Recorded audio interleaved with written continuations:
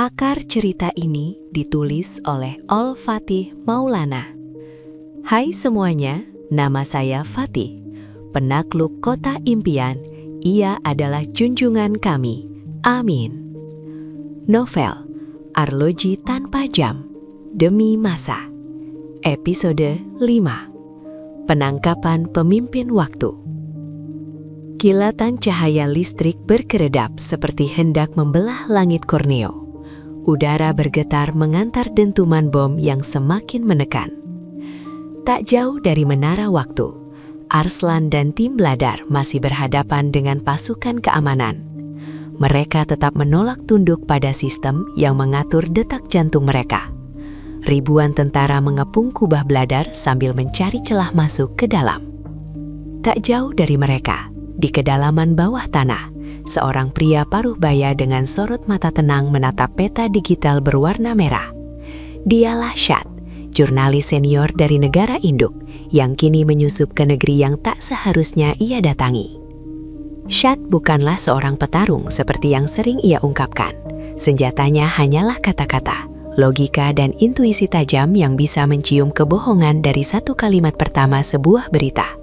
Baginya, kata-kata mampu mengalahkan 1000 senapan yang menyala. Tapi malam itu, ia menempuh perjalanan yang tak ada hubungannya dengan sebuah berita, melainkan dengan darahnya sendiri. Ia datang ke Borneo karena sebuah kawat berita darurat. Anak-anakmu dalam bahaya. Kalau tidak segera ditolong, mereka akan dimangsa oleh penguasa lalim. Berhari-hari sebelum keberangkatannya, Shad menelusuri semua informasi. Siapa saja yang berkuasa di negeri terisolasi itu, dan kekuatan apa yang dimilikinya. Ternyata, nama Monzier, pemimpin waktu, muncul di setiap jalur informasi yang ia temukan. Ia tokoh tunggal, bengis, tokoh misterius yang mengendalikan sistem token kehidupan. Tapi di balik layar-layar propaganda, ada sosok lain yang menarik perhatiannya. Terlintas Gozal. Gozal dikenal sebagai operator bayangan di banyak jaringan transportasi daring. Selalu berganti identitas, ada banyak bentuk dirinya, menyamar sebagai sopir biasa. Ia punya reputasi kelam di masa lalu. Mantan teknisi pelabuhan dan ahli chip yang pernah bekerja untuk jaringan kriminal di pelabuhan-pelabuhan besar. Shad memutuskan menemuinya, bukan untuk memburu, tapi untuk memahami. Awal pertemuan mereka sederhana. Shad memesan mobil daring di kawasan Rumpin City, negara induk. Gozal datang dengan wajah yang separuh tersembunyi di balik topi lusuh dan jaket kulit.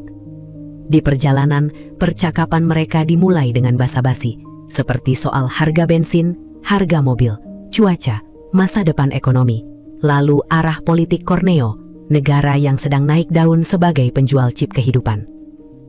Tapi bagi dua orang yang sama-sama hidup dari informasi, percakapan sederhana bisa berubah jadi duel tanpa senjata, tetapi penuh air mata. Shad bertanya dengan nada santai, tapi setiap pertanyaan adalah ujian logika. Gozal menjawab dengan tenang, lalu berbalik-balik bertanya dengan nada menguji pula. Mobil melaju perlahan melewati jalan-jalan pinggiran kota, sementara di dalam kabin, dua pikiran saling menelanjangi dengan bahasa yang nyaris tanpa emosi. Hingga akhirnya, satu pertanyaan Shad memecah benteng Gozal.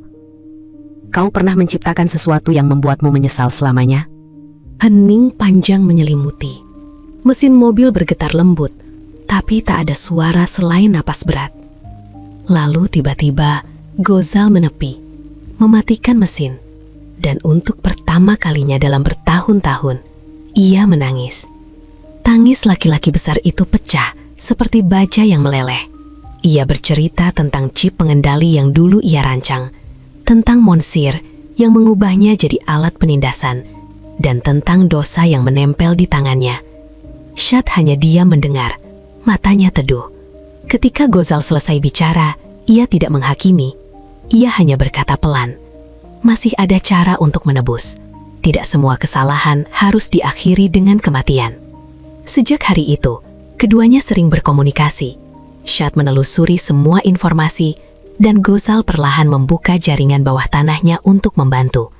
Dari hubungan aneh antara jurnalis cerdas dan penjahat yang akan bertobat itu, lahir misi berbahaya. Menangkap Monsieur bukan untuk membalas dendam, tapi agar dunia tahu siapa sebenarnya yang mengatur waktu dan menetapkan hidup mati seseorang sesuai kepentingannya. Dengan jaringan dan strategi Gozal, Shad berhasil menyusup ke Corneo tanpa terlacak radar militer. Mereka masuk lewat jalur logistik kapal tua, melewati pipa-pipa raksasa dan gorong-gorong kota. Gozal tahu semua jalan tikusnya. Shad tahu semua celah informasinya. Dua dunia yang berbeda kini bekerja untuk satu tujuan yang sama. Di atas tanah, peperangan antara anak-anak Shad dan pasukan Corneo terus membara. Mereka saling serang, saling melenyapkan. Pada saat bersamaan, menara waktu bergetar hebat seperti hendak ambruk. Alarm berbunyi di seluruh penjuru kota. Ribuan tentara hilir mudik siap menangkap siapapun yang di luar kode rahasia mereka. Tim Arslan menggeser senti demi senti tiang-tiang Bladar mendekati menara waktu. Sementara gempuran datang tanpa henti dari segala arah. Dentuman demi dentuman memecah udara, membuat tanah bergetar di bawah kaki mereka. Serangan itu kian menjadi-jadi, seolah waktu sendiri bersekongkol untuk menghentikan langkah mereka. Namun tak satu pun dari mereka mundur. Setiap tarikan napas adalah tekad, setiap langkah adalah perlawanan. Di tengah kekacauan itu, tim Moby datang bergabung. Beberapa tiang Bladar dinyalakan bersamaan tepat ketika lampu-lampu jalanan padam satu persatu. Cahaya kuat pun menyembur dari kubah pertahanan. Satu sorot mengejar cahaya bintang yang menyala terang di ujung langit, sementara sorot lainnya mengarah langsung ke tiang-tiang Bladar. Dalam gelap yang mencekam, cahaya itu menjadi penanda harapan, menegaskan bahwa mereka belum kalah. Di dalam kubah Bladar, Arslan dan Alang menyambut Moby dengan pelukan erat. Tanpa menunda waktu, mereka segera mengobati kaki Moby yang terluka. Darah yang mengucur perlahan berhenti, berganti dengan napas lega yang tertahan sejak tadi. "Terima kasih banyak," ucap Moby lirih. Semua yang berada di dalam kubah Bladar pun ikut menyampaikan rasa terima kasih. Kehadiran Moby tepat waktu dan telah menyelamatkan lebih dari sekadar posisi mereka. Di sela persiapan dan pertahanan, tawa kecut pun terdengar. Mereka sadar, tiang-tiang Bladar hanyalah alat pertahanan, bukan senjata untuk menyerang balik. Namun justru di sanalah kekuatan mereka terletak, bertahan, melindungi, dan terus maju meski dalam keterbatasan. Dengan tekad yang tersisa dan keberanian yang tak tergoyahkan, mereka kembali melangkah, membawa harapan menuju menara waktu. Tak jauh dari mereka, di bawah tanah, Sha'at dan Gozal bergerak menuju ruang kendali. Mereka melalui lorong-lorong gelap dan bau. Beberapa kali, badan mereka menyentuh lumut kental yang menempel di dinding-dinding lorong. Mereka terus berjalan sesuai arahan peta digital. Dari balik dinding, mereka menemukan Monsieur sedang memantau layar holografik yang menampilkan data jutaan warga Corneo. Ia menoleh, kaget ketika melihat Gozal berdiri di sana bersama orang asing yang menatap tajam ke arahnya. "Gozal? Kau? Aku pikir kau sudah mati di laut," sapa sang penguasa waktu ketus.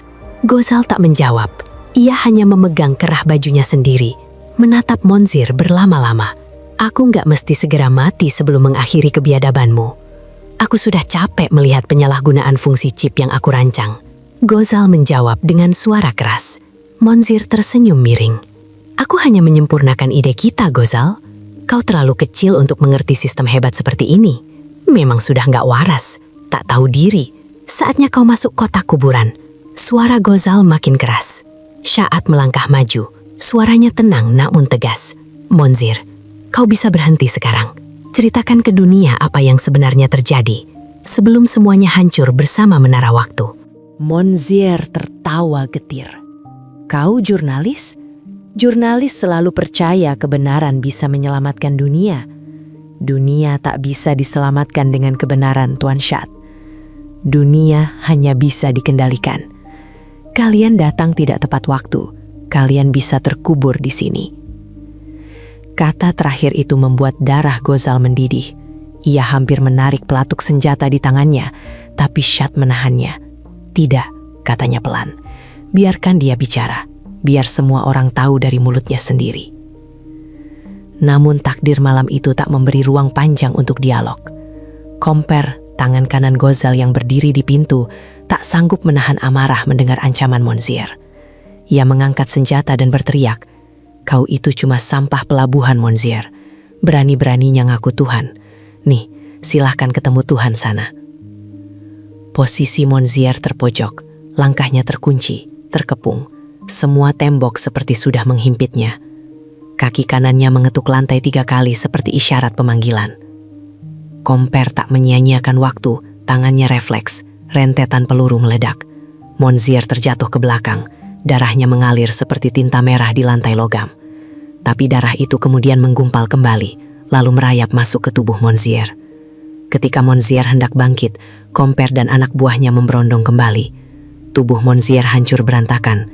Gozal mengambil tas besar dan mengambil serpihan tubuh Monzier di 3 tas yang terpisah. Komper mengambil 1 tas dan menyuruh anak buahnya untuk segera naik ke atas dengan membawa 1 tas. 1 tas dibawa Komper dan 1 tas lagi ia lempar ke sudut ruangan. Melihat pemisahan tas itu, tanpa sadar bibir Syad melafalkan istighfar berkali-kali, sementara air matanya luruh tanpa mampu ia bendung. Dengan suara lirih ia bergumam, ternyata menjadi orang jahat bukan perkara mudah, karena harus memiliki ilmu lahir dan batin. Namun pada akhirnya, semua itu tetap musnah. Pikirannya melayang pada kemungkinan mengerikan jika darah Monzier terus bersatu kembali, menyatu tanpa henti, menciptakan kekuatan yang tak terbayangkan.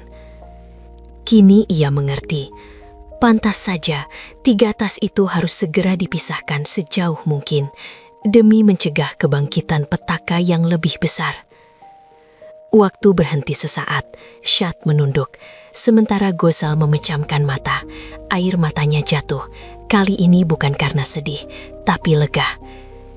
Sebenarnya, dia juga ingat banget, Monzier banyak sekali membantu jaringannya ketika Monzier baru merayap naik kelas, sukses dan sebelum menjadi penguasa tunggal di Corneo. Ketika semuanya reda, Syad memegang bahu Gozal. "Penebusanmu sudah dimulai, tapi dunia ini masih panjang jalannya." Mereka naik ke permukaan, menembus lorong dan puing. Di atas sana, tim Arslan berdiri di bawah reruntuhan menara waktu. Tubuh mereka berlumur darah oleh cabikan pecahan berbagai logam, tapi senyum mereka tetap mengembang, yang menandakan mereka masih sehat walafiat. Tiang-tiang beladar pun jatuh satu persatu. Syad menghampiri, memeluk anak-anaknya dengan erat. Langit Corneo berwarna merah tembaga. Sementara di kejauhan, jarum raksasa menara berhenti tepat di angka 12. Untuk pertama kalinya dalam sejarah negeri itu, waktu berhenti bukan karena mesin, melainkan karena manusia akhirnya sadar.